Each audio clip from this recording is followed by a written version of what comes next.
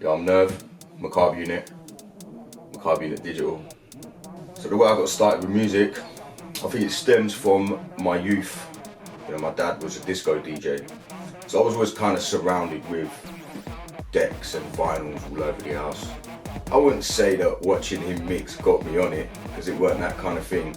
I always had a mad love for music, and I think when I got to a certain age, I just listened to some old Bad Boy FM tapes that my pal used to give me, and I used to listen to a lot of Cool FM, and I just wanted to know how it all kind of worked. You know, from then, I just pestered my dad for a set of decks, and he got me these Goodman's hi-fi turntables with no pitch. You know, I was trying to use them with a mixer, and it was like, this don't really sound like, that Mickey Finn tape or that Brocky tape that I heard. So then I done a little bit more research and that, and then I clocked that you need, some actual mixing turntables with pitch and stuff. So for my 14th birthday, he got me some Cam BDX 180 turntables. From there, I took like maybe 6 months to 8 months, and I was trying to learn how to mix, trying to get, because we didn't have the internet then where I could just Google how to mix and someone would show me kind of thing. So I kind of just tried my best to get my head around it, and then one day I just got it. And I remember what tune it was. It was Quest on Ram Records by Andy C and Miles, I think. I just then kind of understood that it's a repeat procedure, and I slowly just started mixing. And from then I just kind of progressed and just got better and started doing tapes. The first time I DJ'd out, I was like 15, 16. It was at Club Cabana in Bedford. I think Wiley might even be there. But I had X-Man and Herbs emceeing for me, and I remember being so nervous that when I actually got a rewind on like a tune I played, it was my first ever rewind. It was on a track by IQ Collective called Mode 1. It was on Trouble on vinyl, and I rewound it, and I remember being so shook that my hand was shaking that much that I couldn't put the needle down, start the tune again, so I had to just kind of drop it, rewind the tune back to the start, and then start it again. And that was basically my first young sort of encounter with music. So the industry has changed a lot. It's changed dramatically. There's a thing called the internet, which has totally just turned everything on its head and whatever. I mean, it's almost a blessing and a curse, I think, because it's made a lot of music very disposable, made artists disposable. You could have like someone who's immensely talented, but if they don't market it right, it just don't work. And that's all because of the internet. Because where it weren't before, like I was still posting CDs to like Genius and Slimzy and all them guys. And now, like, you could even email a tune to someone, they don't even get back to you. And you don't even know, but the next minute they're playing it on One Extra.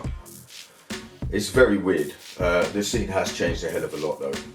But I'd say nowadays I'm most definitely more prominently a producer. I started out DJing, and the production thing didn't really come into it till about 2 or 3 years since I kind of got acquainted with decks and stuff.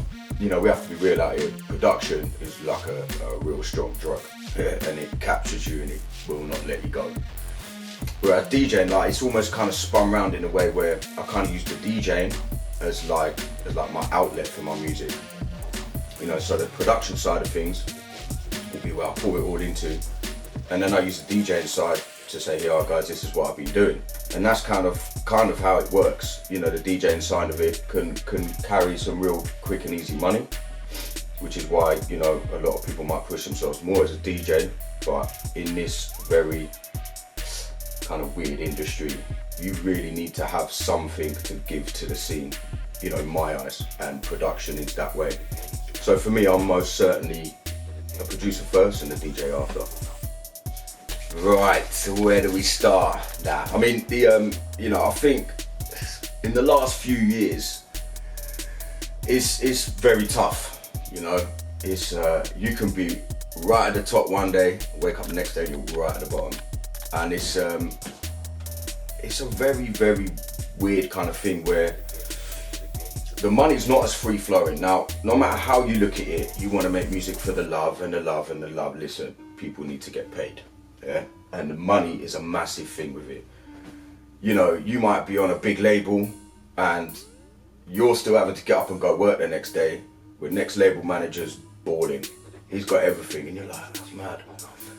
And it's the same with DJs as well. Like, you've got a DJ, solely a DJ, who doesn't produce, touring the world, purely off the back of everyone else's music.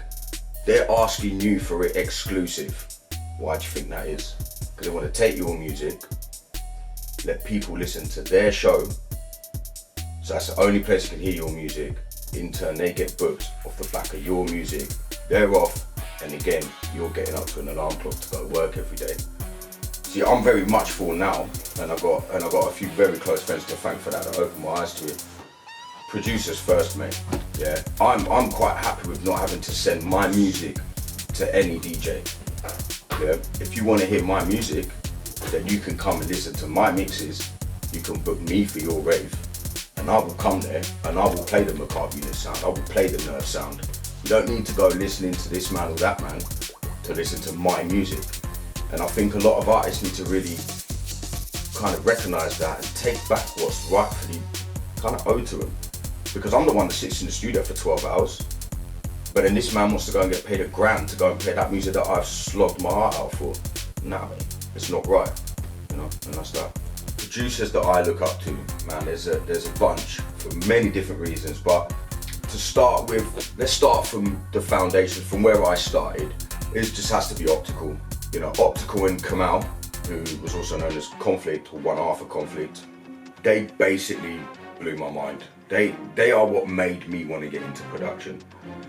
You know, when all my pals were all 15, 16 playing Wolf by Shy FX or Nick Joker songs and that, I was there playing prototype recordings, no U-turn stuff, and my mates look at me like, oh, you've got something wrong with you, mate. But it was the technical side of it. I just could not fathom how these guys made these sounds, and I think Optical is still a massive inspiration to me to this day. I'd say New Age, Nausea. I mean, who ain't a fan of Nausea really? That, you know, how can you not look up to them guys? You know, they're just phenomenal. You know, I started making music on analog stuff. It was very, very basic. It was very limited, and I know the digital is kind of has no limits.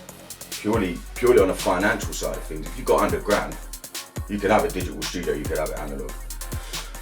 But I think for me, I mean, I do love my digital, but we have to be real at it. There's like a sound that the analog kind of gives back to you. And also there's the hands-on thing. You see, I'm kind of grateful that I had almost the best of both worlds. Because like I say, like the analog setup that I did have was very basic. But I learned from a young age about chopping up samples, you know, and it was different. Whereas now it's just all done for you, warp stuff, and you could just put markers in and all this kind of jazz. And you know, it's a lot easier to get a sound back. But then I think as well, it kind of messes up a lot of music creativity, because it's overwhelming to have like all this software there, and then the music making just ain't really all that. Whereas you listen to old jungle tunes where they've got like 10 seconds worth of sample time to use for a whole tune or something, you know, and you know, them songs are iconic still to this day, because then people had to really search for them samples. That little 1 second, 2 second sample has to be the best sample out there, you know, and not like now where I can have 100 samples in my tunes and every sample might be rubbish. But I do think you can still get a very nice, warm, analogy sound from your digital setup, providing you do your research and you get the correct plugins and you apply them to the correct things. You can get that. But I'm very torn in half with it. You know, for money purposes, yeah, you know, the digital thing's great. But I would, hands up, I would love to have a massive analog studio, like walking into the Starship Enterprise or something, just have a synth dangling anywhere. You get a chance, check out Deadmau5's new studio. It'll probably make you just want to quit. Like. So, forthcoming stuff, I've got the next MUD release is Squeeze Me and Ghost Tech. That's dropping on, I believe, the 27th of July, exclusively to Juno for a week, and then everywhere else the week after. As for Nurve, that's kind of just coasting at the moment. I've got a few things going on, but nothing I can really talk about. I've got an EP that I've just dropped on my Bandcamp, which is called La Musica 001. That's got a variety of tracks on there, grind trap, techno, dubstep, and that Bandcamp is Macabre Unit Bandcamp. Oh yeah, I want to give a shout out to Bound by Blood, Mithra, Deco, Get to Know. Yeah, I think that's about it.